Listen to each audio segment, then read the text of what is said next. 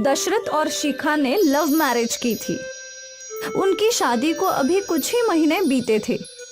गीता और नीता को शिखा बिल्कुल भी पसंद नहीं थी। अच्छा भला मैं दशरथ के लिए अपनी सहेली की बेटी देख रही थी। वो दिखने में सुंदर भी थी और अपने साथ बहुत कुछ ले आती, वरना एक ये है जो मुंह उठाकर चली आई।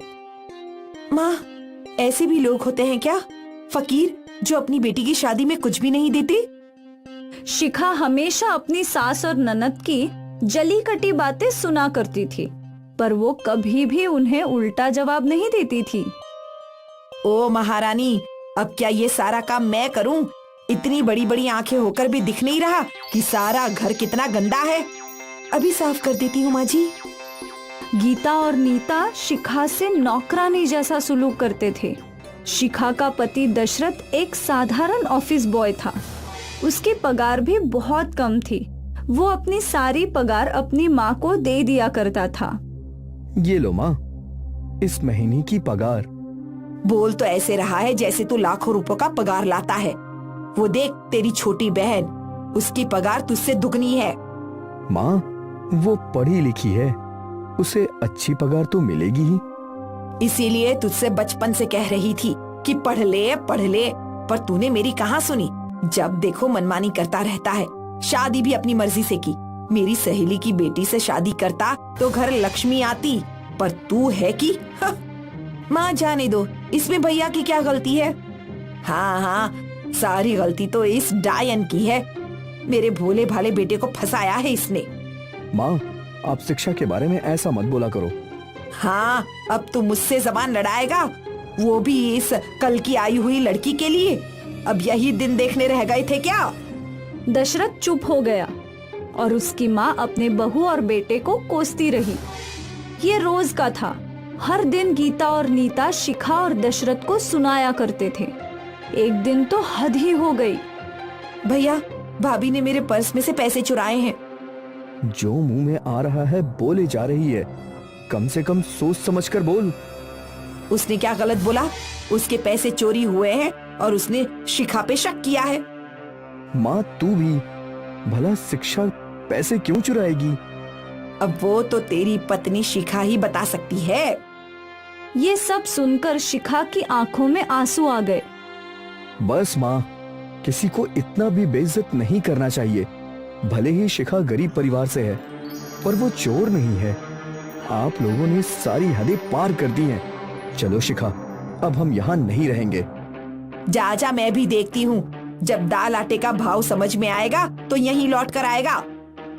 और उसी वक्त दशरथ और शिखा ने घर छोड़ दिया। शिखा ने अपने कंगन गिरवी रखे और मिले हुए पैसों से उन दोनों ने एक छोटा सा झोपड़ा किराए पे ले लिया। कम से कम इस घर में शांति तो है। वो तो है, पर क्या आपका ये घर छोड़ना सही था? शिखा, मैं अपनी माँ और बहन को बहुत अच्छे से जानता हूँ। वो लोग हमें खुशी से जीने नहीं देंगे। तुम उसकी चिंता मत करो। अब हमें अपने बारे में सोचना चाहिए। जी बिल्कुल, वैसे ये घर बहुत अच्छा है। हाँ, और हम इस छोटे से घर में अपना आशियाना बनाएंगे। बिल्कुल। शिखा और दशरथ छोटी सी झोपड़ी में खुशी खुशी जीने लगे। रोज दशरथ अपने काम पर जाता और जब वो लौटता तो शिखा उसके लिए उसके मनपसंद पकवान बनाया करती थी। ऐसी उनकी अच्छी कट रही थी। एक दिन दशरथ मायूस घर लौटा। क्या हुआ? इतने उदास क्यों हो? मुझे काम से निकाल दिया गया है। क्या? पर क्यों? मालिक ने बोला है कि कंपनी को बहुत नुकसान हो रहा है, इसलिए उन्होंने कई लोगों को काम से निकाल दिया। उसमें मैं भी हूँ। आप चिंता मत कीजिए, आपको जल्दी ही दूसरी नौकरी मिल जाएगी। अगले दिन से दशरथ इंटरव्यू देने जाने लगा, पर हर जगह से वो मायूस लौट रहा था। वो उदास था। एक दिन जब वो घर लौटा तो शिखा के पिताजी आए हुए थे। आ गए बेटा। शिखा ने बताया कि तुम नई जॉब ढूंढ रहे हो। जी ससुर जी, पर मिल ही नहीं रही है। समझ में नहीं आ रहा है कि अब घर कैसे चलेगा। जब तक तुम्हें कोई जॉब नहीं मिलती है तब तक कोई व्यापार कर लो। ससुर जी, मुझे कोई व्यापार आता ही नहीं है। लेकिन शिखा को तो आता है ना। जब मैं बीमार था तो वो अपनी माँ के साथ समोसा और चाट का व्यापार करती थी और उसका समोसा चाट बहुत ही मशहूर भी हो गया था। तुम दोनों मिलकर समोसे और चाट का व्यापार क्यों नहीं करते? पापा, मैंने तो ये सोचा ही नहीं। सुझाव अच्छा है। हाथ गाड़ी खरीदनी होगी। हाथ गाड़ी है मेरे पास, चाहो तो वो ले जाओ। ठीक है ससुर जी। दशरथ और शिखा ने समोसा चाट का व्यापार करने की ठान ली। जो थोड़े बहुत पैसे उनके पास थे उससे उन्होंने तवा, गैस और कुछ बर्तन खरीद लिए और अगले ही दिन उन लोगों ने नुक्कड़ पर अपना समोसा चाट का ठेला लगा दिया। समोसा चाट ले लो, मुंबई का मशहूर समोसा चाट। स्वाद ऐसा कि उंगलियां चाट जाओगे। आओ आओ आओ। दशरथ की आवाज सुनकर कुछ ग्राहक दशरथ के ठेले पर आ गए। 1 प्लेट देना, तीखा। शिखा ने उस औरत को समोसा चाट दिया, जो खाते ही वो खुश हो गई। वाह वाह, क्या स्वाद है। ऐसा स्वादिष्ट समोसा चाट तो मैंने पहले कभी नहीं खाया। और फिर कुछ और ग्राहकों ने शिखा के समोसे चाट चखे। सबको समोसे चाट का स्वाद बहुत पसंद आया। पहले ही दिन शिखा और दशरथ की अच्छी आमदनी हो गई। वो लोग खुश थे। फिर क्या था, दशरथ और शिखा रोज अपना समोसे चाट का ठेला लगाते और ग्राहक बड़े चाव से उनके समोसे चाट खाया करते थे। एक ही महीने में उन दोनों ने अच्छे खासे पैसे कमा लिए थे। ये देखो शिखा, इतने सारे पैसे। ये तो मेरी महीने की पगार से कई गुना ज्यादा है। तुम्हारा समोसा चाट तो हिट है। अच्छा है, इन पैसों से पहले हम अच्छा घर लेंगे। बिल्कुल। दशरथ और शिखा और ज्यादा मेहनत करके समोसे चाट बनाकर पैसे कमाने लगे। एक ही साल में उन दोनों ने अपना घर खरीद लिया और बाजार में एक दुकान भी। अब वो दोनों अपनी खुद की दुकान में समोसे चाट बेचा करते थे और उन्होंने कुछ और लोगों को भी काम पर रख लिया था। सोचा नहीं था कि कभी ये सब भी कर पाऊंगा। थैंक यू शिखा, तुमने तो मेरी किस्मत बदल दी। मैंने नहीं, हम दोनों ने। उसी वक्त उनके घर की डोरबेल बजी। शिखा ने दरवाजा खोला तो दरवाजे पे उसकी सास और ननद थी। आइए माँ जी, अंदर आइए। शिखा की सास और ननद घर के भीतर आए और रोने लगे। माफ कर दो मुझे बहू, मुझसे बहुत बड़ी गलती हो गई। हम दोनों ने आप लोगों के साथ बहुत गलत किया, हमें माफ कर दीजिए। माँ, लेकिन हुआ क्या है? अब क्या बताऊं, नीता की नौकरी चली गई। उसी कहीं और नौकरी भी नहीं मिल रही।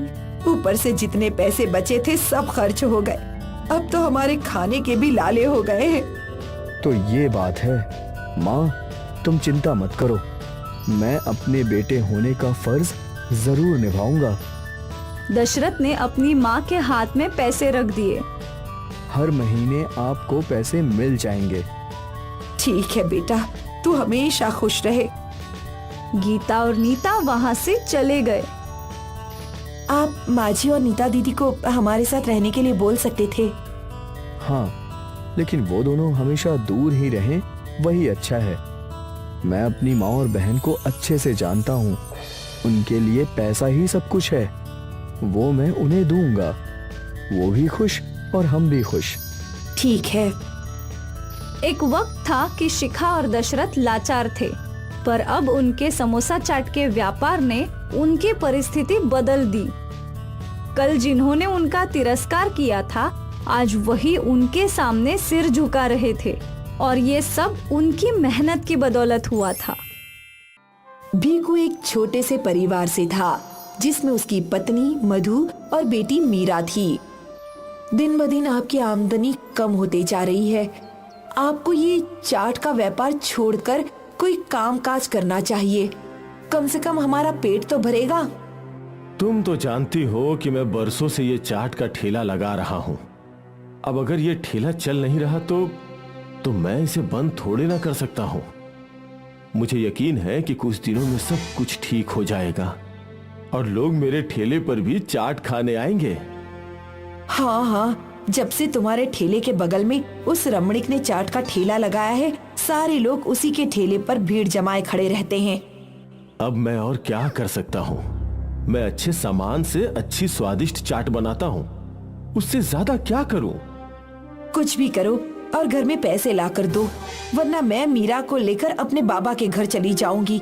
मुझे यहाँ भूखे नहीं मरना। अरे ऐसा मत बोलो, मैं आज जरूर पैसे लेकर आऊंगा।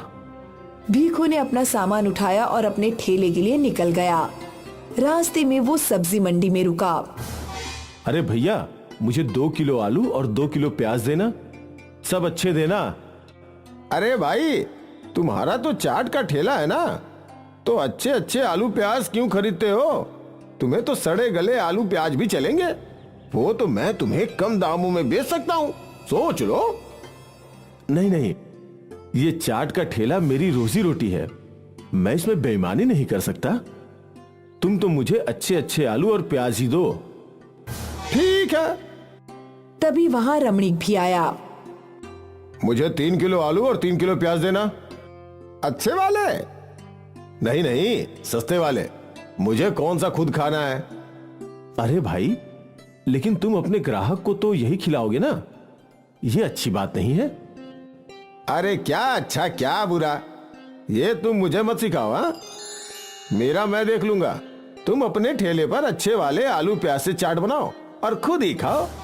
वैसे भी तुम्हारे ठेले पर आता ही कौन है? भीखू का मुंह छोटा हो गया और वो वहाँ से चल पड़ा। भीखू के बगल में ही रमणीक अपना चाट का ठेला लगाता था। रमणीक का चाट का ठेला खुलते ही वहाँ ग्राहकों की भीड़ लग जाती थी और भीखू के ठेले पर कोई भी नहीं आता। आइए आइए, स्वादिष्ट चाट खाइए, समोसा चाट, आलू चाट, पापड़ी चाट, दही चाट। भीखू जोर जोर से आवाज लगाया करता था, फिर भी कोई उसके ठेले पर चाट खाने नहीं जाता था और वहीं रमणीक के ठेले पर भीड़ लगी रहती। अरे पहले मुझे दो। अरे नहीं, पहले मैं आया था, मुझे दो। सबको देता हूँ, झगड़ा मत करो। अपने ठेले का यह हाल देखकर भीखू परेशान था। इतनी कोशिश करने के बावजूद भी लोग यहाँ नहीं आ रहे। हे भगवान, अब आप ही कोई रास्ता दिखाइए। भीखू देर रात तक ठेले पर खड़ा रहा, पर आज भी उसकी बिक्री नहीं हुई। वो उदास घर लौटा। आज भी बिक्री नहीं हुई है लगता है। हाँ, आज भी सारी भीड़ रमणीक के ठेले पर ही थी। तुम्हें अपना चाट का ठेला बंद कर देना चाहिए। अब तो घर में राशन भी नहीं है। ऐसे ही चलता रहा तो हम भूखे मर जाएंगे। तुम चिंता मत करो, कुछ न कुछ हो जाएगा। यही बात तुम पिछले 6 महीने से कह रहे हो, अब तक कुछ नहीं बदला। अगर तुम पैसे कमा कर नहीं लाए तो मैं अपने मायके चली जाऊंगी मीरा के साथ। लेकिन मुझे कुछ दिन तो दो। घर में बस 1 टक अनाज है। अगर तुम कल तक पैसे लेकर आए तो अच्छी बात है, वरना अकेले रहना इस घर में। मैं अपनी बेटी को भूख से तड़पते हुए नहीं देख सकती। वैसे भी मेरे पिताजी हम दोनों को पाल लेंगे।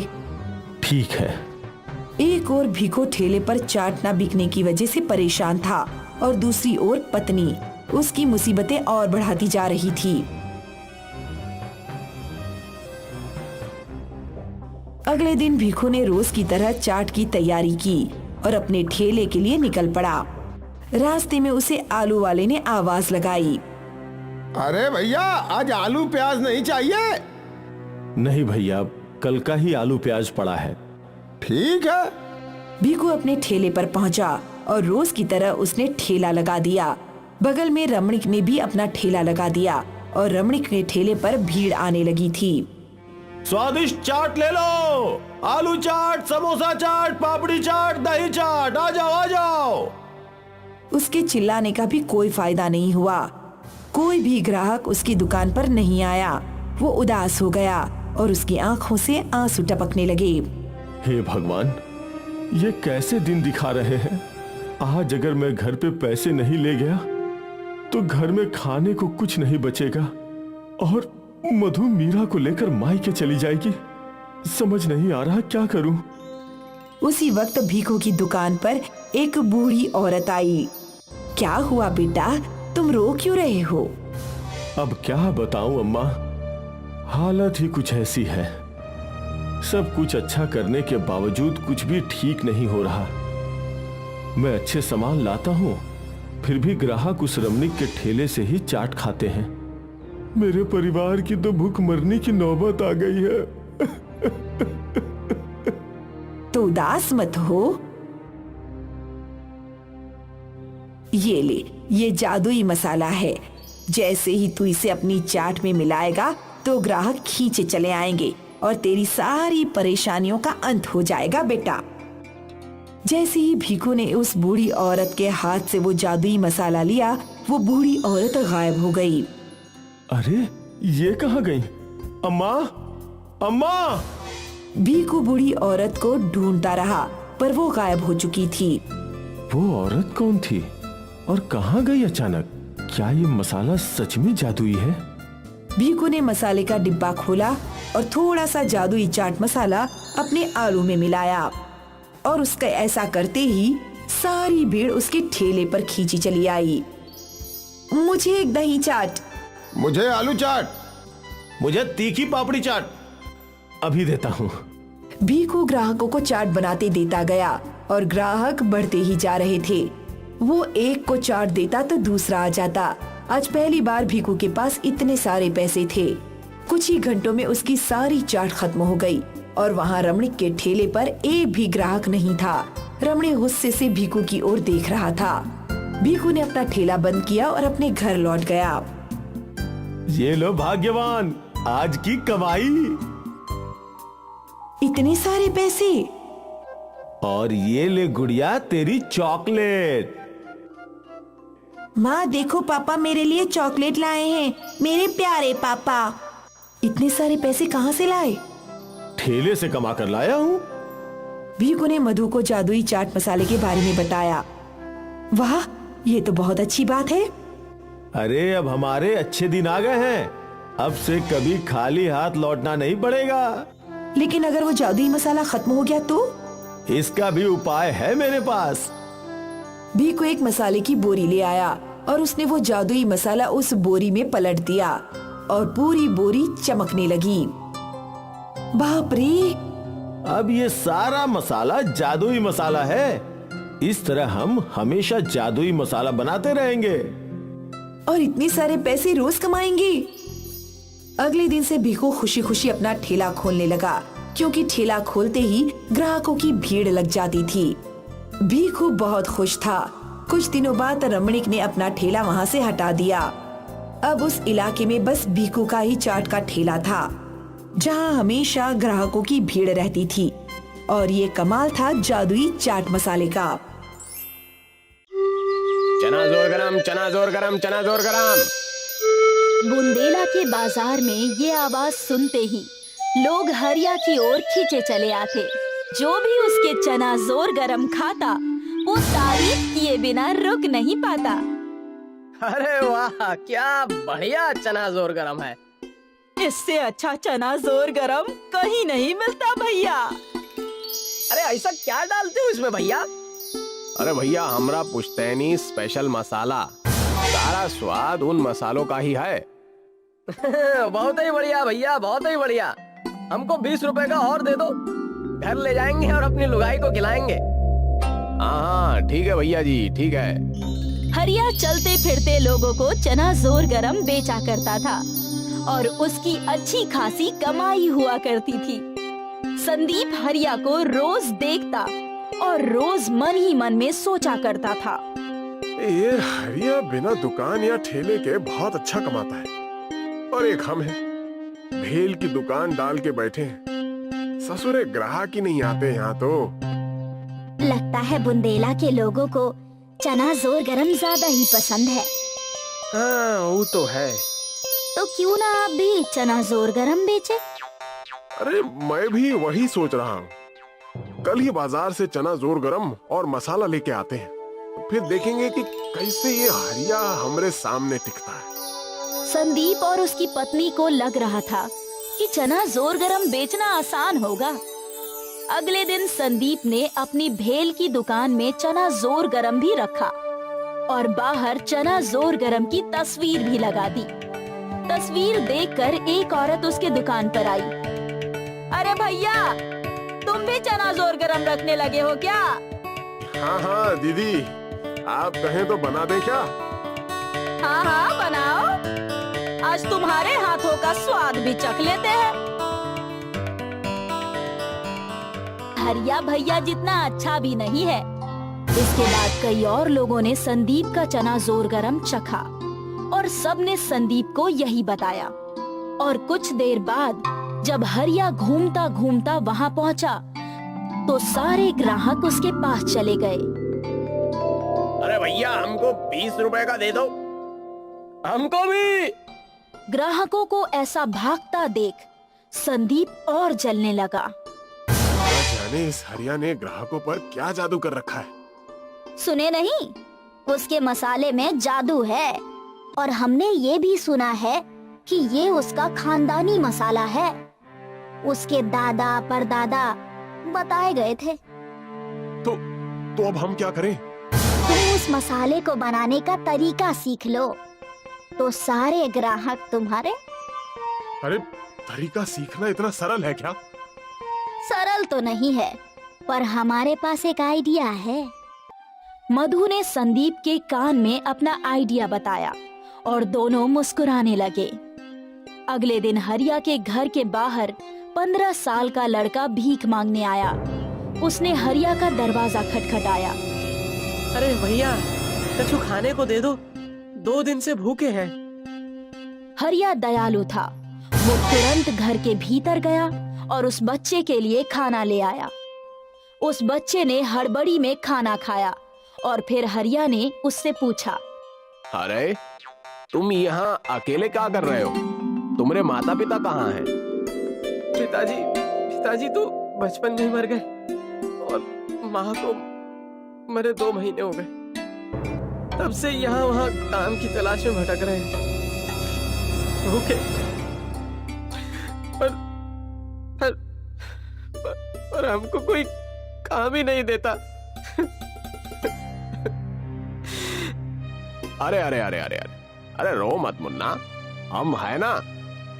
तुम हमरे पास काम कर लो, हम तुमको भर पेट खाना भी देंगे और तुम यहीं हमारे साथ रह सकते हो, ठीक है? अब भगवान हो। अरे अरे अरे रो मत। वैसे तुम्हारा नाम क्या है? मुरली शर्मा। हाँ ठीक है, आज से तुम हमरे साथ ही रहना। यहाँ तुम्हें कोनो चीज की तकलीफ नहीं होगी। धन्यवाद भैया, बहुत बहुत धन्यवाद। हरिया ने अनाथ मुरली को आश्रय दिया। हरिया मुरली को बाजार ले जाता और घर के छोटे मोटे काम भी दिया करता था। ये लो, 1 किलो टमाटर ले आओ और ये 10 रुपए तुम्हें ही रख लो। तुम्हें कुछ खाने का मन हो तो खा लेना। धन्यवाद भैया। कुछ ही दिनों में मुरली हरिया के साथ घुल मिल गया था।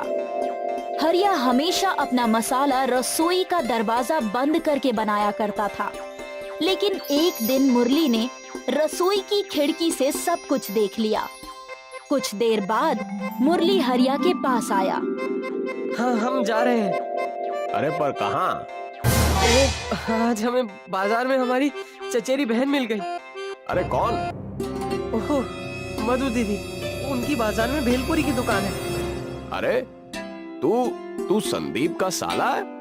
तो पहले क्यों नहीं बोला? आज बाजार में दीदी मिली। उनको जब माँ के मरने का पता चला तो रोने लगी और हमको अपने साथ रखने के लिए तैयार हो गई। अब हम आप पर बोझ नहीं बनेंगे। हमारा इतना ध्यान देने के लिए बहुत धन्यवाद। कोई बात नहीं, ठीक है। हरिया समझ चुका था कि कुछ तो गड़बड़ है। मुरली को मधु ने भेजा था हरिया के मसाले का राज जानने के लिए। मुरली और मधु ने वो मसाला तैयार किया। एक बार खाओगे तो बार बार मांगोगे। चना जोर गरम स्पेशल मसालों के साथ। एक बनाओ भैया, देखते हैं तुम्हारे स्पेशल मसाले। हाँ हाँ भाई लो। संदीप ने चना जोर गरम में वो मसाले मिला दिए। ये लीजिए। मिर्ची, मिर्ची, मिर्ची, इतनी मिर्ची। मधु ने उस औरत को पानी दिया। अरे ये स्पेशल मसाले हैं या सिर्फ मिर्ची है? इतना तीखा? तुम लोग हमको मारना चाहते हो क्या? वो औरत संदीप और मधु को खरी खोटी सुनाकर चली गई। संदीप और मधु मुरली की ओर देखने लगे।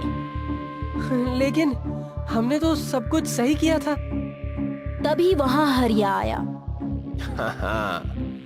बिटवा, तूने तो सब कुछ सही किया, पर हमने तुमको गलत दिखाया। हम पहले ही समझ गए थे कि कुछ तो गड़बड़ है, क्योंकि तुम शरीर से इतने तंदुरुस्त थे। भला कोई गरीब इतना तंदुरुस्त कैसे हो सकता है? हाँ? अरे संदीप, तुमको हमारे मसाले का राज जानना था ना, वो तो हम तुमको नहीं बताएंगे। पर हरिया समझदार था, उसने अपना राज ही रखा।